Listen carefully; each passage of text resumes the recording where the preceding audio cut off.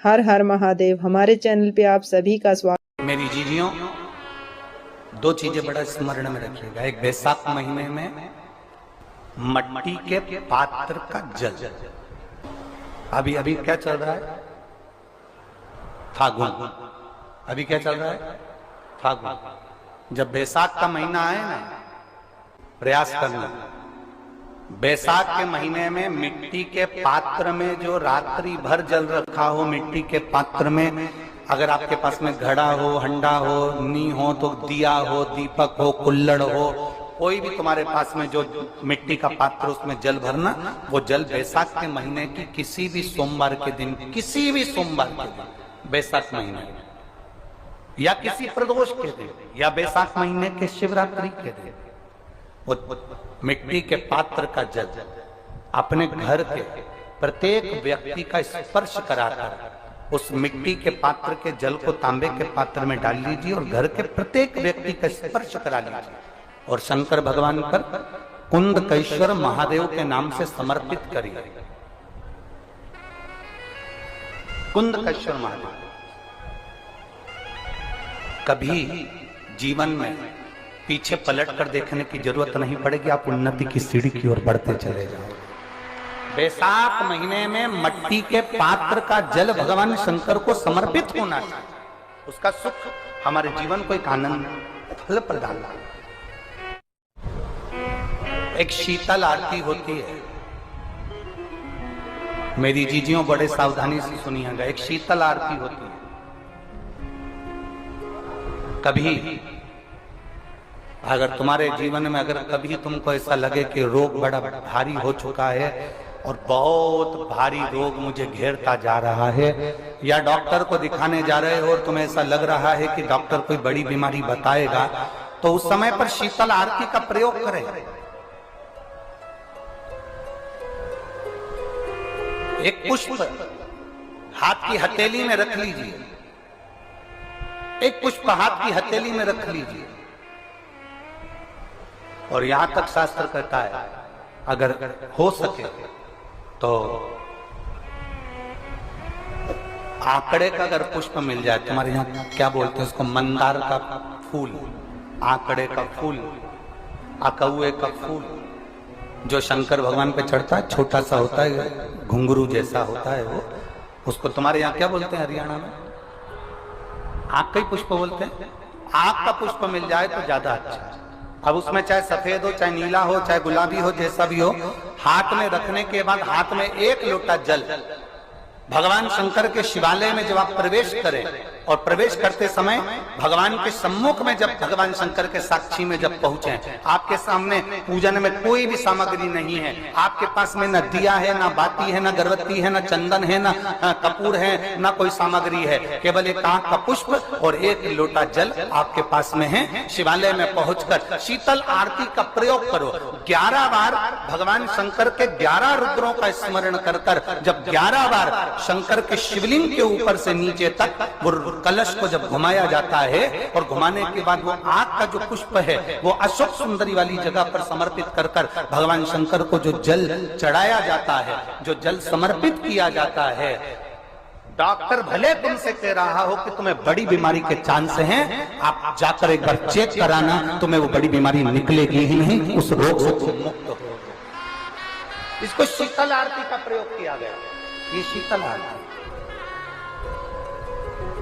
इसको शीतल आरती कहा। शिव की प्राप्ति का, एक रोग से मुक्त होने का। अब आपसे कोई कहे कि ये शीतल आरती का प्रयोग सबसे पहले किसने करा, तो आपको ध्यान लगाना है इस प्रयोग को। सोमनाथ जी की कथा का स्मरण करिएगा, सोमेश्वर की कथा का स्मरण करिएगा। आप स्कंद पुराण में, शिव महापुराण में सोमनाथ जी की कथा का स्मरण करिएगा। चंद्रदेव को काया का रोग हो गया, रोग इतना भारी था, चंद्र समझ नहीं पा रहे थे, मैं करूं क्या। तब देव ऋषि नारद के पास पहुंच गए। नारद जी ने कहा, एक पार्थिव शिवलिंग का निर्माण करो, बालू के शिवलिंग का निर्माण करो और समुद्र का ही जल भगवान शंकर को उनके आनंद से आरती कर कर उनको चढ़ाने का प्रयास करो। और शिव ने ऐसी कृपा कर दी कि चंद्र के पास आकर भगवान शंकर ने कह दिया, चंद्र मैं तुझे वर देता हूँ, तेरा काया का रोग समाप्त होगा, ये मेरा वर है, क्योंकि तूने मेरे शीतल आरती का प्रयोग किया।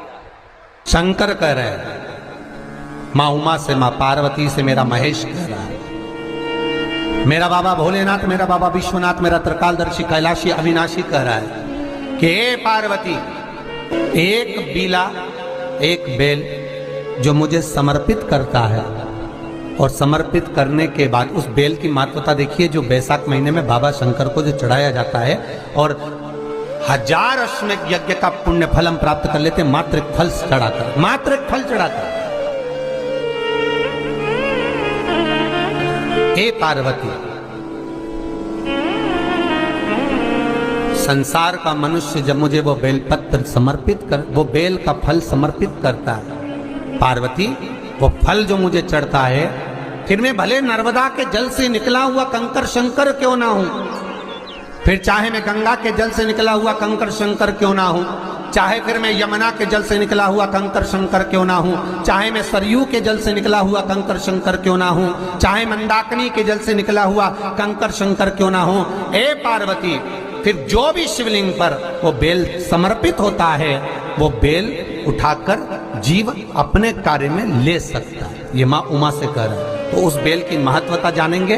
अब अपन उस बेल को जानने के लिए वापिस स्कंद पुराण में चले, तो स्कंद पुराण में लिखा हुआ है कि जो बेल बैसाख के महीने में शंकर को चढ़ाया जाता है, वो बेल का फल उठाकर रख लिया जाता है। बैसाख के महीने में उस चढ़े हुए, बाकी के आपको बेल का फल खाना हो तो बात दूसरी, पर चढ़ा हुआ जो बेल का फल है वो पूरा बैसाख नहीं खाना। बैसाख के बाद में अगला जो महीना आए, उस महीने के अंदर उस फल के अंदर का गुर्दा निकालकर उसको सुखा लीजिए, और सुखाकर जिस व्यक्ति को पथरी की बीमारी हो और जिस व्यक्ति को पेट में बहुत भोजन पचता ही नहीं है, पूरा शरीर पाचन क्रिया बेकार हो गई, उस व्यक्ति को केवल 7 दिन तक शंकर पर चढ़ा हुआ वो बेलपत्र प्रदान कर दीजिए, पथरी भी बाहर और पाचन क्रिया भी ठीक, जिंदगी भर तकलीफ नहीं।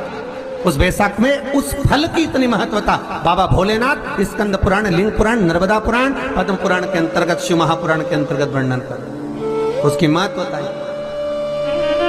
वो बेल का फल साधारण नहीं हो सकता। अब मंदार का जो पुष्प होता है, आंकड़े का जो फूल होता है, एक सफेद कलर का भी होता है और एक गुलाबी कलर का भी होता है। देखा है आप लोगों ने? बोलो, जम के बोलो, देखा है ना? गुलाबी कलर का जो पुष्प होता है, वो आप मंदार का, आंकड़े का जो गुलाबी कलर का पुष्प होता है, आप टीवी पे देख रहे होंगे, एक सफेद देख रहे होंगे, एक मंदार का गुलाबी फूल, नीला कलर का फूल देख रहे होंगे। जो नीला कलर का जो पुष्प होता है, गुलाबी कलर का जो आंकड़े का फूल होता है, प्रयास करना, जब किसी विषम परिस्थिति में फंस गए, विषम परिस्थिति, जब आपको लग रहा है कि मुझे बहुत भय लग रहा है, कुछ बुरा होने वाला, आपको लग रहा है आज मेरी उल्टी आंख बहुत फड़क रही है, कुछ गड़बड़ होने वाला, आपको लग रहा है मेरी सीधी फड़क रही, कुछ गड़बड़ होने वाला, केवल वो नीला जो गुलाबी पुष्प है मंदार का, उसको कहीं से लाकर शिवालय में अशोक सुंदरी वाली जगह पर स्पर्श कर कर शिवलिंग पर आप चढ़ा दीजिए। आपकी विषम परिस्थिति कैसी भी होगी, वो रास्ता बनाकर बाहर निकल जाएगी, आपको फंसना नहीं, परेशान नहीं। मंदार आकर बेले के फल का गुर्दा, बेल का जो फल होता है, बेलपत्री का फल, उसका जैसे गुर्दा, उसके अंदर का जो भाग होता है बेल का, वो गुर्दा, उसको अग्नि में जलाकर उसकी भस्म तैयार कर कर छान कर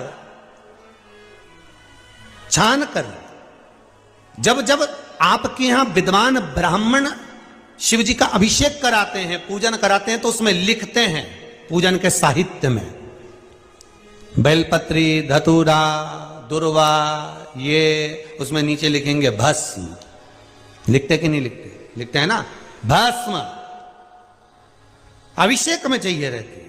तब उस भस्म का थोड़ा सा भी भाग आप अगर शिव को। हर हर महादेव। हमारे चैनल पे आप सभी का स्वागत है।